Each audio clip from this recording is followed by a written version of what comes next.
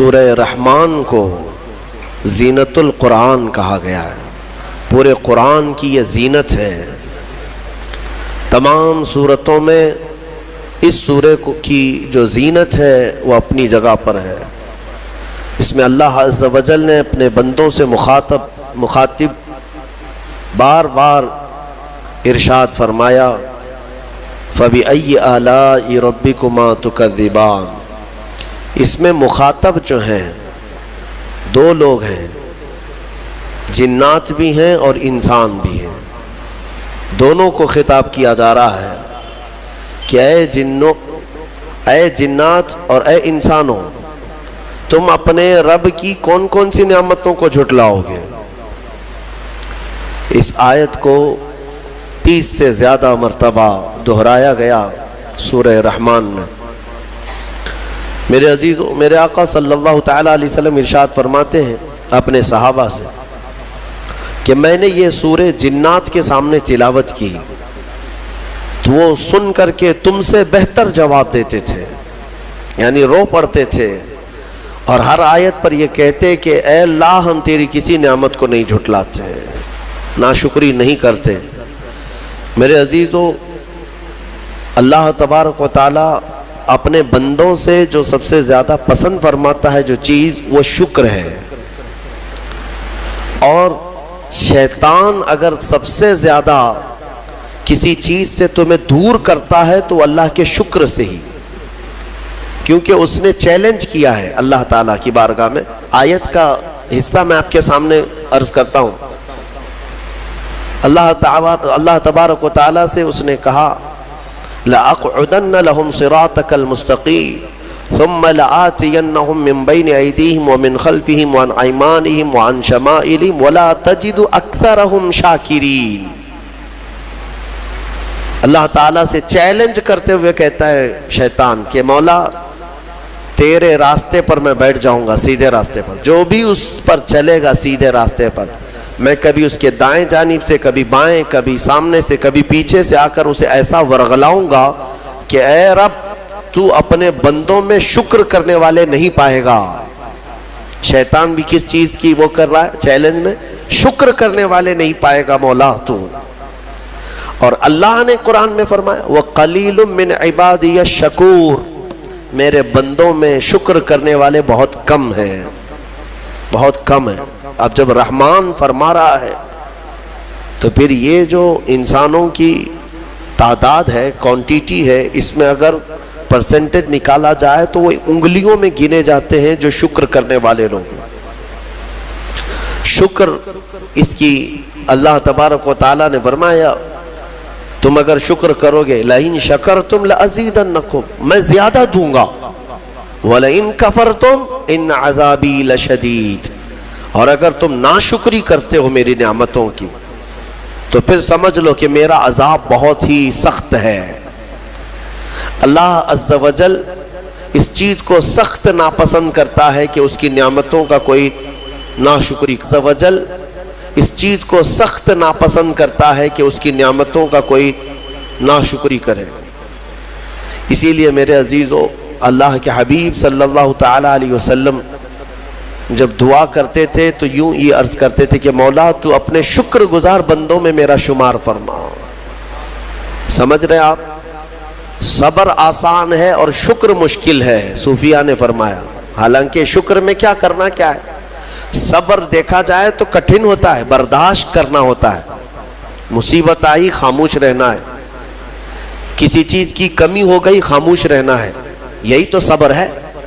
گناہ کی خواہش ہوئی لیکن نہیں کیا، یہی صبر ہے۔ صبر دیکھا جائے تو مشکل ہے، لیکن صوفیہ کرام فرماتے ہیں صبر سے زیادہ مشکل شکر ہے۔ شکر ہے وہ کیسے؟ کہا کہ اس لیے کہ جب خوشیاں آتی ہیں تو عام طور پر انسان ہر چیز بھول جاتا ہے، اسے یاد ہی نہیں رہتا کہ دینے والے کا مجھے شکر بجا لانا چاہیے، وہ بھول جاتا ہے۔ یہی تو ہم نے دیکھا ہے۔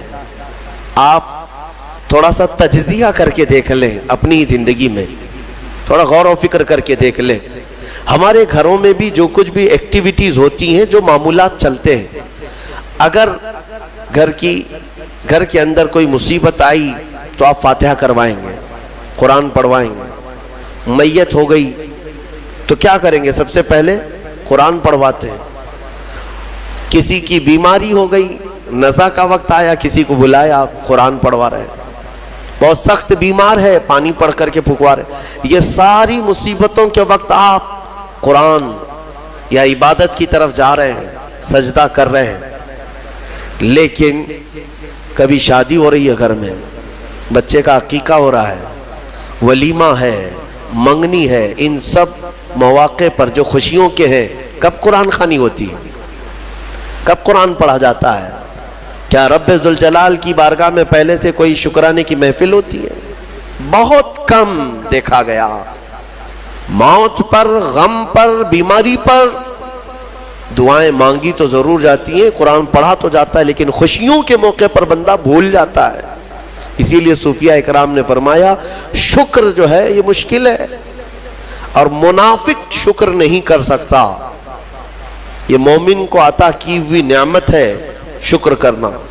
شکر کیسے کریں گے آپ؟ شکر کرنے کا، شکر کے بہت سارے طریقے ہیں۔ صرف یہ نہیں ہے کہ زبان سے کہہ دیا الحمدللہ، بلکہ تمہارے ہاتھ و پیر بھی شکر بجا لاتے ہیں، تمہاری زبان بھی اور تمہارا دل بھی۔ تینوں طریقے ہیں شکر کے۔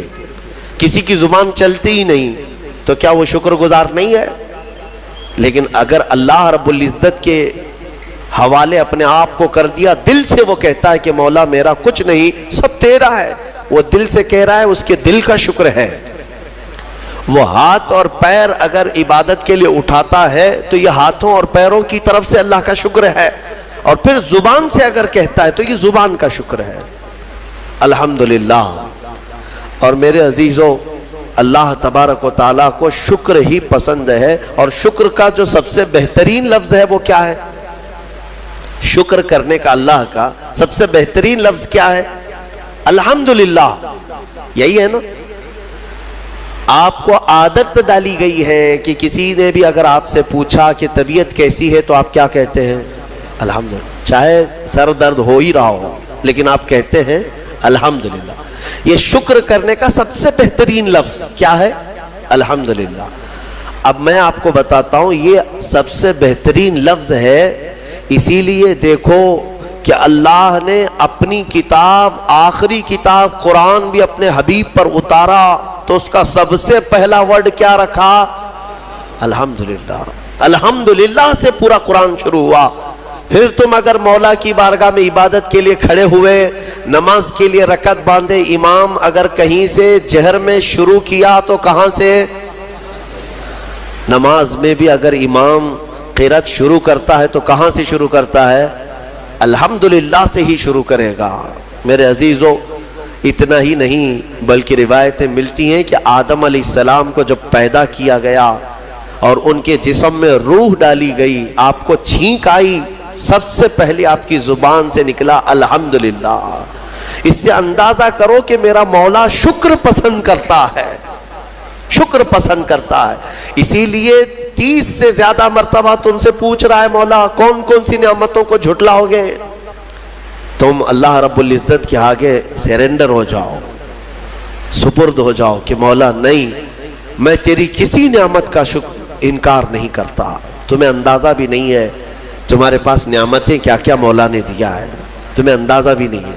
وَإِن تَعُدُّوا نِعْمَةَ اللَّهِ لَا تُحْصُوهَا۔ اللہ فرماتا ہے اگر تم گننا چاہو گے اللہ کی نعمتیں، ہرگز گن نہیں سکو گے۔ کیسے گنیں گے؟ ایک بزرگ نے لکھا ہے کہ اگر کوئی طے کر لیا، توجہ چاہتا ہوں، شیخ سعدی رحمۃ اللہ علیہ کے حوالے سے یہ بات ملتی ہے، کسی نے طے کر لیا کہ میں اللہ کی ساری نعمتوں کا شکر بجا لاؤں گا، اس نے جو بھی میری نعمتیں دی ہیں سب نعمتوں کا میں شکر بجا لاؤں گا۔ ٹھیک ہے، تمہاری زبان اللہ نے دیا ہے، یہ ایک نعمت ہے، ناک نعمت ہے، کان نعمت ہے، آنکھ نعمت ہے، ہاتھ ہیں، انگلیاں ہیں، پورے جسم میں ایک ایک عضو اللہ کی نعمت ہے۔ پھر پلس اس کے علاوہ جینے کے لیے جو یہاں پر گھر دیا یہ نعمت ہے، زمین پر چلنے کی طاقت دی یہ نعمت ہے، اور سونے کے لیے ہمیں بستر دیا، پہننے کے لیے کپڑے دیا یہ نعمت ہے، رشتہ دار دیا یہ نعمت ہے۔ اولاد دیا یہ نعمت ہے، ماں باپ دیا یہ نعمت ہے، اچھے دوست دیا یہ نعمت ہے، اسلام دیا یہ نعمت ہے، ایمان پر رکھا یہ نعمت ہے، اپنے آخری نبی کی امت میں پیدا کیے یہ نعمت ہے۔ یہ ہزاروں نعمتیں ہیں، لیکن اگر تم چلو طے کر لیتے ہو کہ میں اللہ کی ساری نعمتوں کا ایک بعد دیگرے شکر بجا لاؤں گا، اے اللہ تو نے مجھے زبان دی الحمدللہ، تو نے مجھے ناک دی الحمدللہ، سب نعمتوں کا شکر کرنے کا اگر کسی نے ارادہ کر لیا تو شیخ سعدی فرماتے ہیں تو پہلے وہ بیٹھ جائے، اس کو اللہ نے جو سانسیں دی ہیں نا یہ سب سے بڑی نعمت ہے۔ ایک سانس اندر جاتی ہے یہ نعمت، سانس باہر نکلتی ہے یہ نعمت۔ اگر تم نے سانس لے لیا نکلی نہیں باہر تو ختم ہو گئی تمہاری زندگی، اور سانس نکلی اندر لے نہیں پا رہے ہو یہاں پر بھی زندگی ختم۔ سانس لینا ایک نعمت، سانس باہر چھوڑنا یہ ایک نعمت۔ شیخ سعدی فرماتے ہیں اور ہر سانس نہیں ہوتی ہے، پرانی سانس نہیں آئے گی، پھر ہر سانس نہیں ہے تو ہر سانس کے بدلے ہی تم اگر الحمدللہ کہتے رہ جاؤ گے تو زندگی گزر جائے گی سانسوں کے شکر